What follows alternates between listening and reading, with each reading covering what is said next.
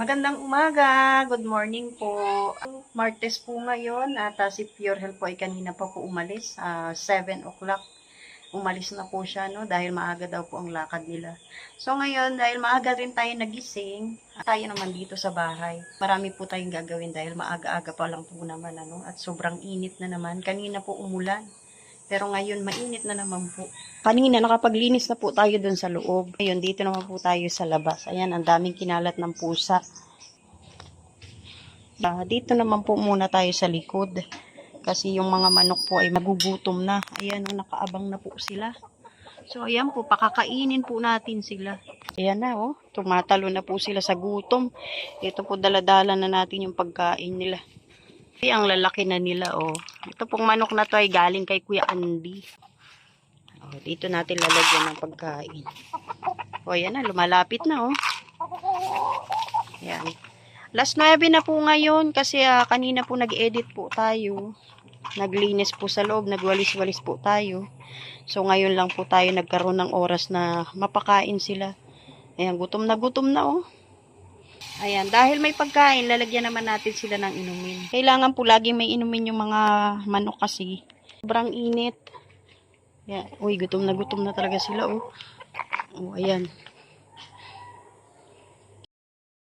Ngayon naman po, pagkatapos po nito, magtitimpla naman po tayo ng panlason po sa damo, no? Kasi magi-spray po tayo dito dahil parang gubat na po itong likod natin. Tingnan nyo naman. Di ba? Nagtataasa na po ang mga damo. Umaakyat na po pati dito sa bintana ng kwarto ng anak ko. Ayan, So, mag-i-spray po tayo. At ngayon, dahil po medyo matagal na, pagka susundin po natin yung dami ng gamot na ilalagay sa tubig, dadagdagan po natin para, mas mabilis. Patatapangin po natin, Kasi ang 16 liters ay 30 ml lang po yung ilalagay.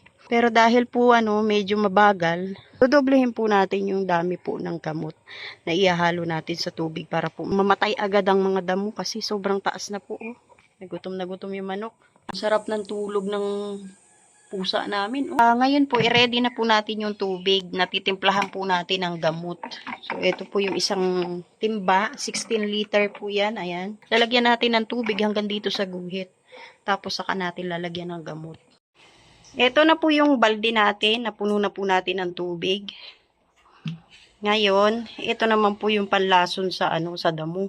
Ang isang ganito, isang timba, isang takip na ganito. Pero ang gagawin natin, dodoblehin natin para mas mabilis po yung epekto, Mas mabilis mamatay yung damo. So, ayan, simulan na po natin. Ayan pala, naglalaba rin pala tayo. So, ayan, pinupuno lang po natin ng, ng tubig yung washing, tapos papaikutin na natin. Habang umiikot siya, nag-i-spray naman tayo ng damo. So, ayan, pwede na po siyang paikutin. Kasi may tubig na. Ayan. Ayan po, habang umiikot po yung washing machine natin, magtitimpla na po tayo ng gamot sa tubig. Ihalo na po natin. Ayan, ipiprepare na po natin. Ayan, lalagyan na natin. Ang 16 liter, isang ganito ilalagay. So, ilalagay na natin. Dadagdagan natin ngayon para mas matapang. 3 ganito po yung inilagay natin dito sa tubig. Hahaluin po natin.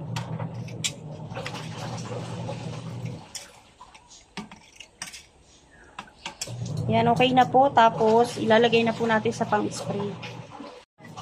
Ngayon naman po, ay ito na po yung ating gagamitin sa pag-spray. Alam nyo na. Ilalagay na natin dito. Para makapagsimula na po tayo.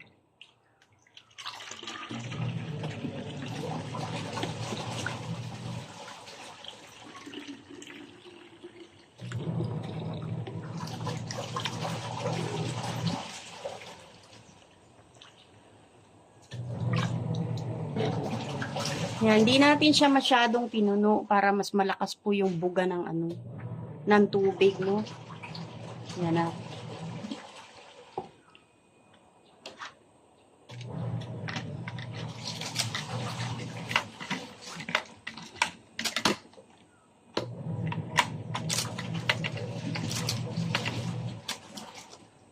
Yan. bobobahan na po natin. At magsisimula na po tayo. At dito tayo sa likod magsisimula, no? Dito kasi medyo malilim pa po dito. Ano? Simulan na natin.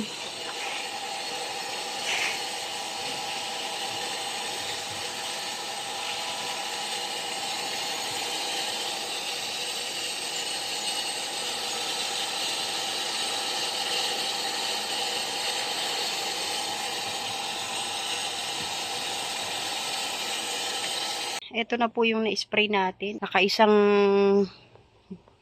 bote na tayo. Dadamihan natin para mabilis mamatay. Ito na yung pangalawa. Spray po tayo ulit kahit mainit na mainit dito.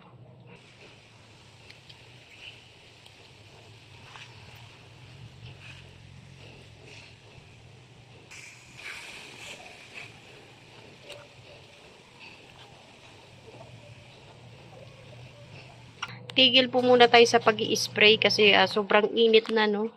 Ito po yung mga manok nilipat natin dito kasi baka mamaya tukain po yung mga damo, baka mamatay.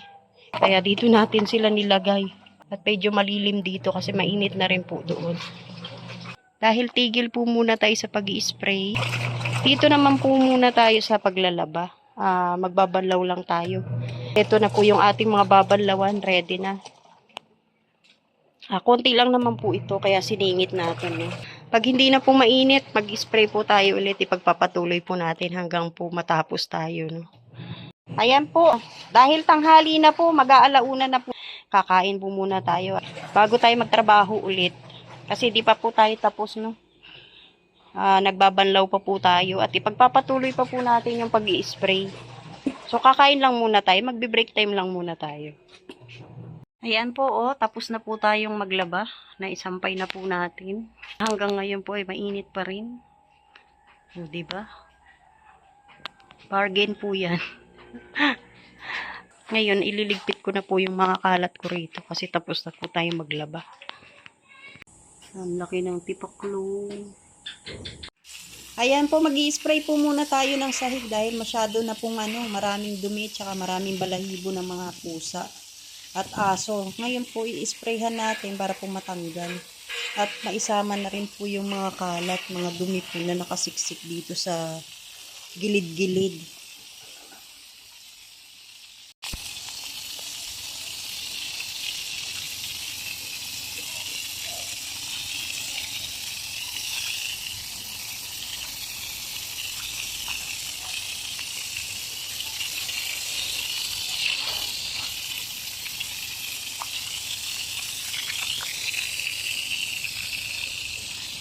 Ayan po, malinis na. Na-spray na po natin palabas yung mga dumi ng sahig natin dito sa labas. Dito po sa garahe ni Pure Health. At ngayon naman po, dito naman po tayo sa mga pananim po natin. Didiligan po natin dahil meron po tayong bagong punla na itinanim po dyan para po mabuhay.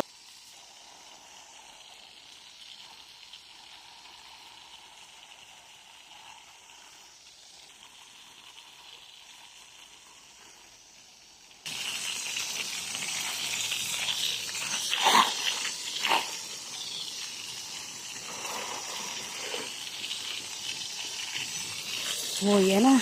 Nagdiligan natin yung halaman. May bunga na naman yung talong, oh. Dami, oh. 1, 2, 3, 4. May bunga na naman po.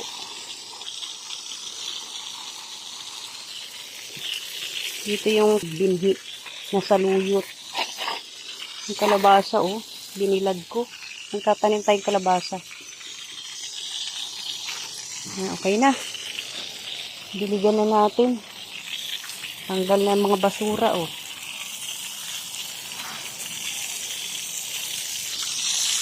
Yan naman po, paliliguan natin yung aso. Yan, ang baho kasi ni Gino, eh. Ang tenga niya, oh. Wala na kasi yung pang-brush niya, eh.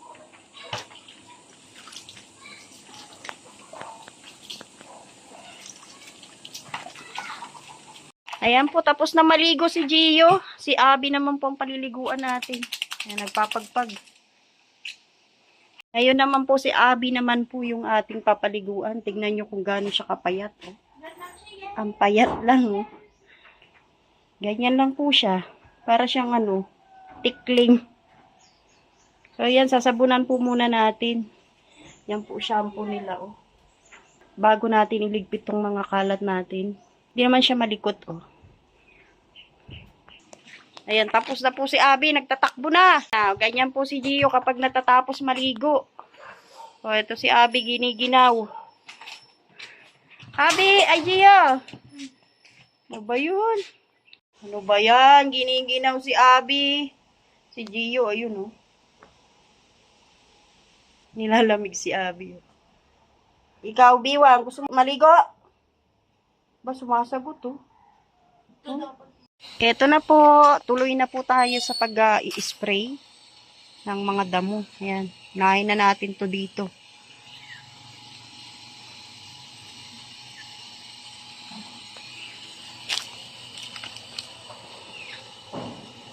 Ang tataas na oh, grabe. Taas na ng damo.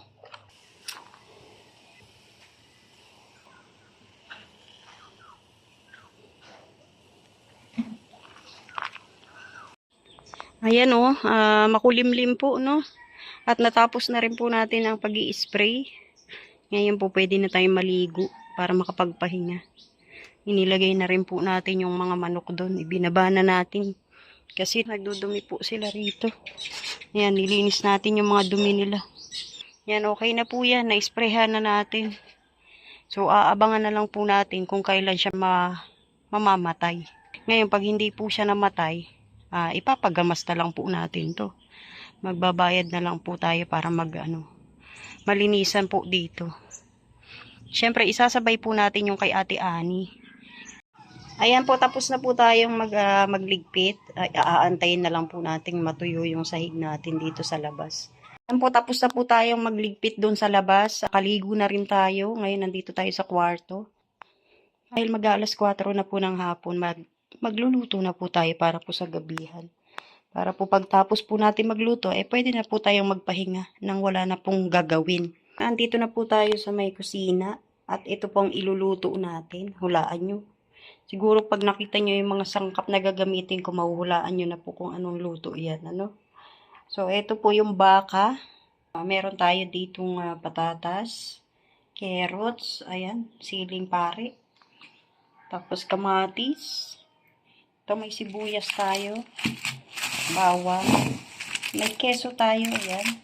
Tomato sauce, Nestle cream, and mushroom. So, ayan po yung iluluto natin. Para po ulam namin mamayang gabi. Ngayon, ang gagawin ko, hihiwain ko po muna itong baka. Tapos, ipipressure cooker natin. Habang pinapakulo po natin yun, hihiwain na po natin yung mga pangrekado natin. Ano? So, ayan, simulan na po natin. Ito na po yung baka. Nahiwa na po natin yan. Ngayon, nilagay na po natin dito sa pressure cooker. Isasalang na po natin. Ayan na po, naisalang na po natin yung yung baka. Ngayon naman, habang nakasalang po yan at inaantay natin lumambot, maghihiwa naman po tayo ng mga hihiwain na po natin tong mga pangrekado.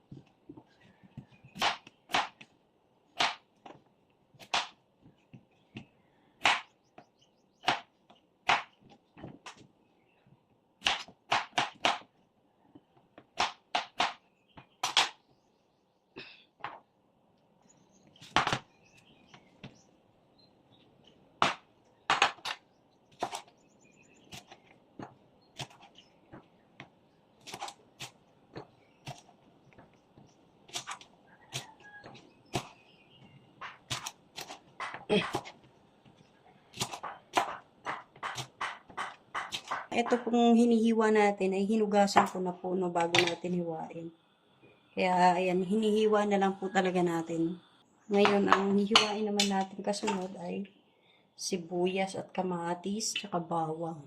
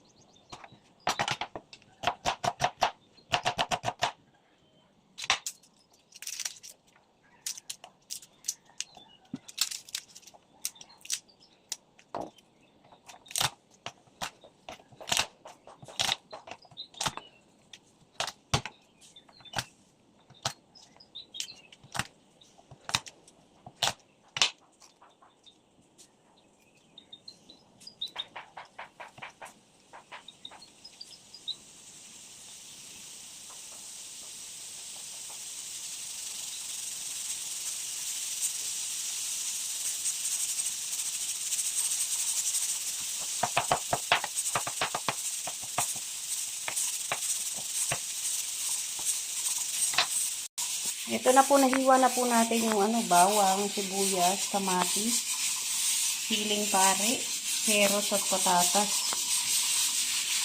At ayan na po, kumukulo na po yung ating pinapakuluan. Napansin ko lang may kulang pala sa ating pangrekado. Wala tayong reno. So lalagyan na lang po natin siya ng ito na lang po, dudurugin natin para ito yung pamalit natin sa sa reno. Wala po talagang reno. Hindi na tayo lalabas dahil medyo malayo ang tindahan. Dudurugin ko lang po ito para lumapot-lapot naman yung ating iluluto. Ayan na po yung pinakuluan nating baka. Okay na po siya, malambot na. Ngayon, magluluto na po tayo. Sisimulan na po natin para matapos na rin po tayo at makapagpahinga na. Ayan po, nilagyan na po natin yan ng mantika. Tapos ngayon, ilalagay na po natin yung bawang.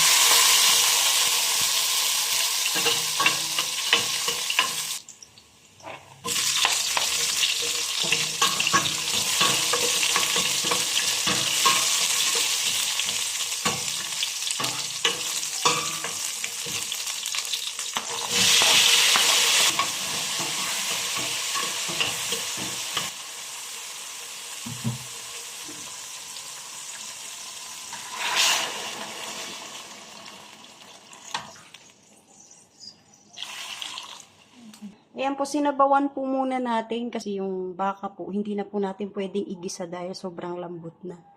So ngayon, ito na po yung gagawin natin. Titimplahan na po natin ito. Lalagay natin yung mga patatas, carrots, siling pare, no? Tapos, panghuli na po natin ilalagay yung baka. Ilalagay na po natin yung tomato sauce. Ayan.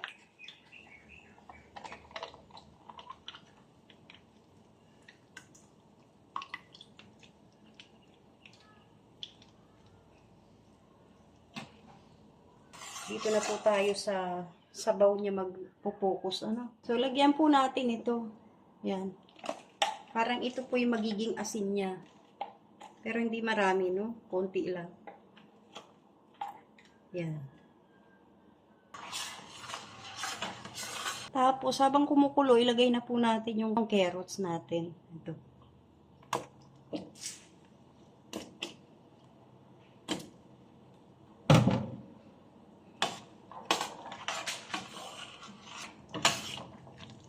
Tapos, isusunod na natin itong patatas. Yan. Ayan. Tapos, ilalagyan na natin ito. Yung dinurog nating biskuit. Yan. Saluin natin para hindi siya mabuo.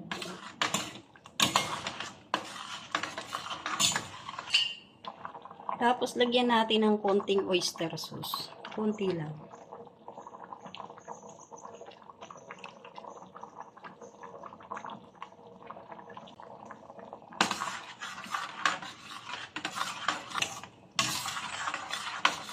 Tapos lagyan natin ng paminta.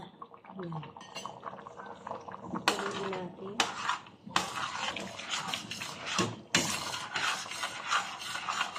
Tapos tikman natin kung anong lasa. Okay na po yung lasa niya. Okay na po natin tong mushroom. Ayan o.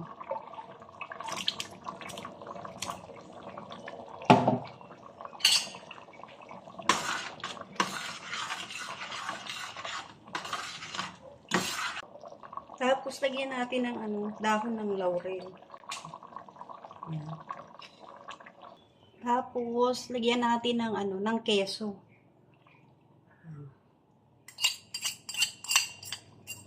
Haluin natin. Uy, ang sarap po. Diba? Ngayon, titignan po natin kung malambot na po yung yung patatas tsaka yung carrots.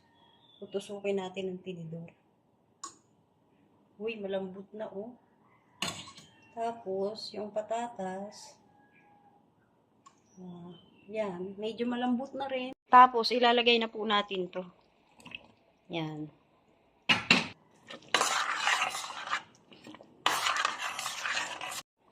Tapos, ilalagay na po natin yung yung baka.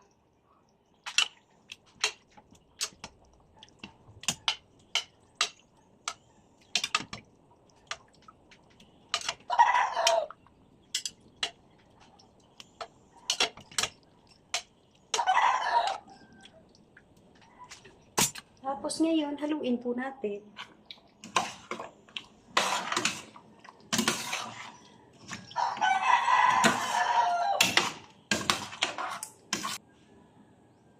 Diba? Mukhang masarap. Oh. Oo, maluluto na po.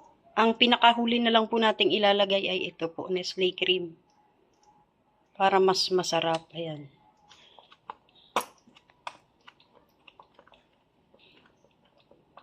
Tapos, hahaluin natin.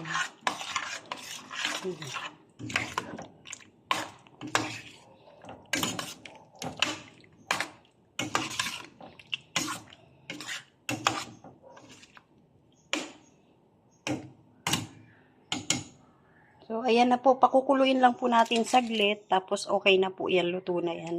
Tapos, lalagyan na lang natin ng konti pang paminta. Nilagay na natin dito sa mesa para pag may kakain, pwedeng-pwede na po, no? Kasi meron na po tayong kanin. Ayan, kasasaing lang din. Ito na po yung aking kaldereta. Tapos na po tayo. Maraming salamat po. Hindi na po tayo nakapagsuklay. Inuna nating magluto. At maraming salamat po sa lahat po ng manunood. Marami na naman po tayong liligpitin. Ayan. Makalat po kasi ako pag nagluluto. Maraming salamat po sa lahat ng manunood. Mabuhay po. Sana po nagustuhan nyo ang aking vlog ngayong araw na to. Salamat po. God bless. Mabuhay.